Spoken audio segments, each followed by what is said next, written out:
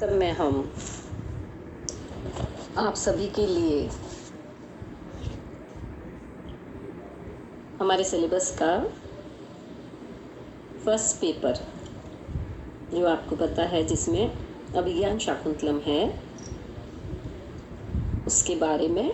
और उसके श्लोकों के बारे में पढ़ेंगे।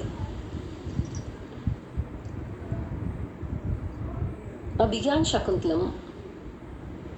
महाकवि कालिदास की सर्वोत्कृष्ट रचना है और जिस रचना के बारे में कहा गया है कि काव्येषु नाटकम रम्यम तत्र रम्यम शाकुंतलम तत्र चतुर्थो अंकः तत्र श्लोक चतुष्टयम, अर्थात जितनी भी काव्य रचना है उनमें सर्वश्रेष्ठ रचना नाटक होती है और उस नाटक में जो सर्वश्रेष्ठ नाटक है वो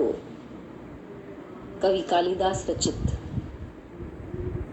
अभिज्ञान शाकुंतलम है। कहते हैं कि इस अभिज्ञान शाकुंतलम में भी जो चतुर्थ अंक है वो बहुत ही सुंदर है, जिसमें कि एक पिता के घर से विदा होती पुत्री के मनोभावों का और माता पिता के उन भावों का, सखियों के भावों का क्या प्रभाव पड़ता है और कैसी उनकी स्थितियां हैं, उसका बहुत ही सुंदर चित्रण किया गया है। कि कवि कहते हैं कि यदि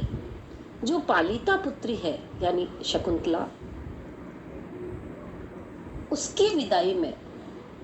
उन पिता कण्व की और माता गौतमी की ऐसी स्थितियां हैं, तो उस सांसारिक पिता की क्या हालत होती होगी जब उसके पुत्र की विदाई होती है। तो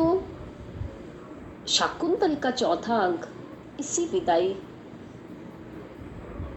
पर आधारित है और उसमें भी 4 श्लोकों को तत्र श्लोक चतुष्टयम कह के अत्यंत महत्वपूर्ण बताया गया है। मैं आपको बताना चाहूंगी कि कवि कालिदास की कुल 7 रचनाएं हैं, जिनमें 3 नाटक, 2 महाकाव्य और 2 खंड काव्य हैं। वो आप जानते होंगे उनके नाम, फिर भी मैं एक बार बता देना चाहूँगी कि जो उनके 3 नाटक हैं उनमें मालती माधव, मालविकाग्निमित्रम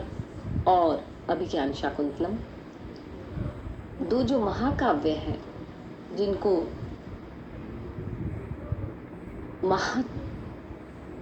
लघुत्रयी में कालिदास की इन दोनों काव्यों को सम्मिलित किया जाता है, जो है रघुवंशम और कुमार संभवम, तथा जो 2 खंड काव्य हैं जिन्हें गीति काव्य भी कहते हैं, जिनमें जीवन की किसी एक घटना का चित्रण किया जाता है, वो खंड काव्य कहा जाता है। उस खंड काव्य में कालिदास का सर्वश्रेष्ठ खंड काव्य मेघदूतम है और दूसरा खंड काव्य ऋतु संहारम है। हमें यदि कुछ रचना पढ़ने का कहा जाए या इतिहास पढ़ने का कहा जाए या नाटक पढ़ने का कहा जाए, तो हमें सबसे ज़्यादा रस नाटक पढ़ने में आता है।